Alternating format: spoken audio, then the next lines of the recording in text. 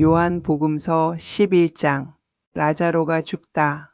어떤 이가 병을 앓고 있었는데 그는 마리아와 그 언니 마르타가 사는 베타니아 마을의 라자로였다. 마리아는 주님께 향유를 붓고 자기 머리카락으로 그분의 발을 닦아 드린 여자인데 그의 오빠 라자로가 병을 앓고 있었던 것이다. 그리하여 그 자매가 예수님께 사람을 보내어 주님께서 사랑하시는 이가 병을 앓고 있습니다. 하고 말하였다. 예수님께서 그 말을 듣고 이르셨다. 그 병은 죽을 병이 아니라 오히려 하느님의 영광을 위한 것이다. 그 병으로 말미암아 하느님의 아들이 영광스럽게 될 것이다. 예수님께서는 마르타와 그 여동생과 라자로를 사랑하셨다.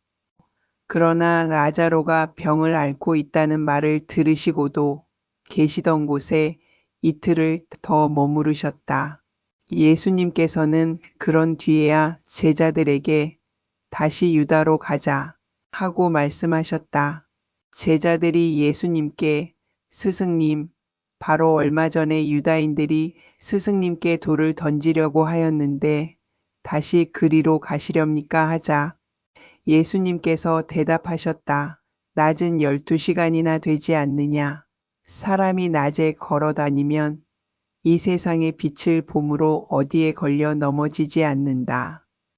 그러나 밤에 걸어 다니면 그 사람 안에 빛이 없으므로 걸려 넘어진다.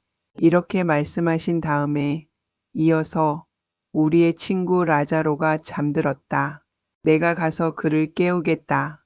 하고 그들에게 말씀하셨다. 그러자 제자들이 예수님께 주님, 그가 잠들었다면 곧 일어나겠지요. 하였다. 예수님께서는 라자로가 죽었다고 하셨는데 제자들은 그냥 잠을 잔다고 말씀하시는 것으로 생각하였다. 그제야 예수님께서 그들에게 분명히 이르셨다. 라자로는 죽었다. 내가 거기에 없었으므로 너희가 믿게 될 터이니 나는 너희 때문에 기쁘다. 이제 라자로에게 가자. 그러자 쌍둥이라고 불리는 토마스가 동료 제자들에게 우리도 스승님과 함께 죽으러 갑시다. 하고 말하였다. 부활이며 생명이신 예수님. 예수님께서 가서 보시니 라자로가 무덤에 묻힌 지 벌써 나흘이나 지나 있었다.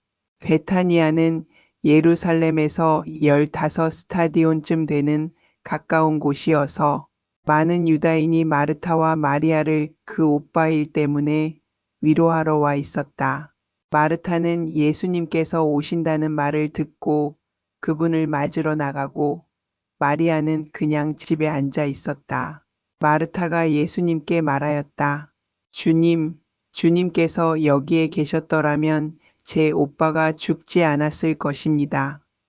그러나 하느님께서는 주님께서 청하시는 것은 무엇이나 들어주신다는 것을 저는 지금도 알고 있습니다. 예수님께서 마르타에게 내 오빠는 다시 살아날 것이다.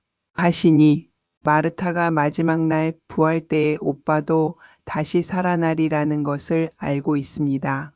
하였다. 그러자 예수님께서 그에게 이르셨다. 나는 부활이요 생명이다.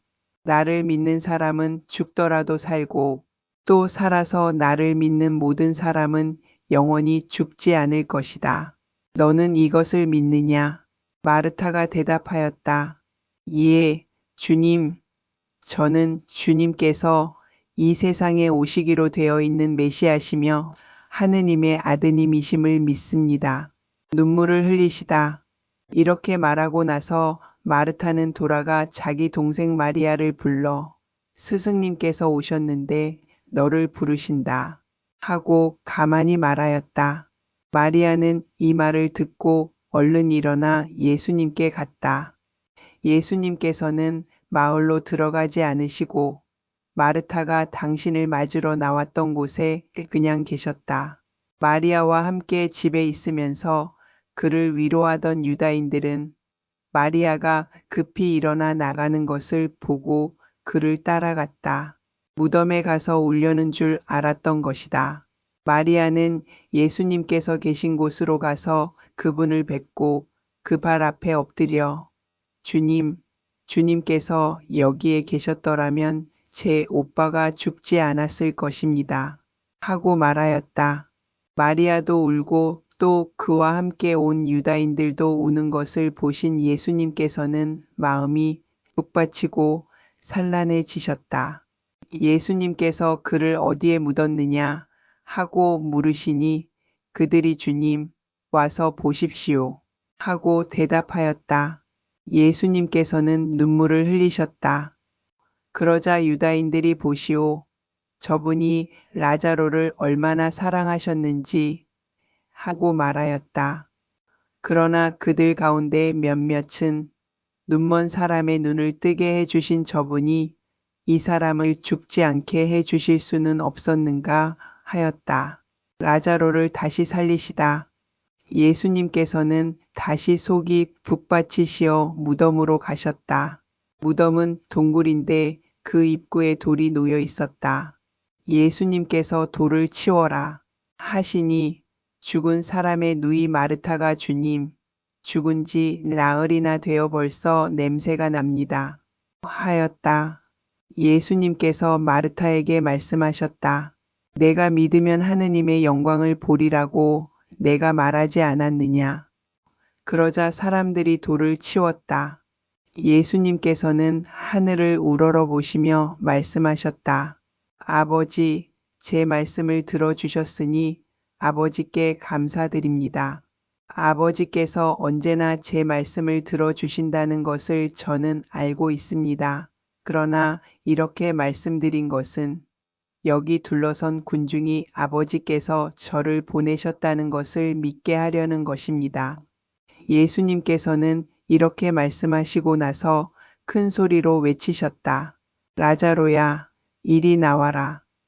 그러자 죽었던 이가 손과 발은 천으로 감기고 얼굴은 수건으로 감싸인 채 나왔다. 예수님께서 사람들에게 그를 풀어주어 걸어가게 하여라 하고 말씀하셨다. 최고의회가 예수님을 죽이기로 결의하다.